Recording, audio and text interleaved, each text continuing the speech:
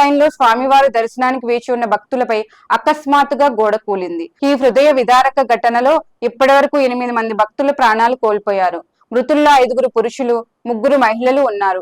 గోడ కూలడంతో అక్కడికక్కడే 8 మంది మరణించగా 4 తీవ్ర గాయాలయ్యాయి. ఆసుపత్రిలో చికిత్స పొందుతున్న వారిలో కొందరి పరిస్థితి విషమంగా ఉంది.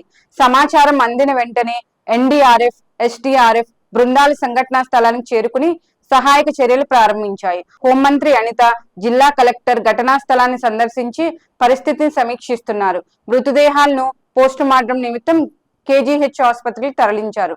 ఘటనపై హోం మినిస్టర్, హోంమంత్రి అనిత గారు స్పందిస్తూ, గాలి వాన బీభత్సానికి సింహాచలం ఆలయంలో గోడ కూలి భక్తులు చనిపోవడం దురదృష్టకరం. రాత్రి 2:30 గంటలకు ఘటన జరిగిన వెంటనే సహాయక చర్యలు చేపట్టాం. ముఖ్యమంత్రి గారు ఎప్పటికప్పుడు పరిస్థితిని సమీక్షిస్తున్నారు. మృతుల కుటుంబాలకి 25 లక్షల రూపాయల పరిహారం, గాయపడిన వారికి 3 లక్షల రూపాయల పరిహారం రాష్ట్ర ప్రభుత్వం ప్రకటించింది.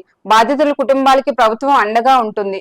కానీ ఇలాంటి పర్వదినాన ఈ ఘటన జరగడం ఎంతైనా బాధాకరం.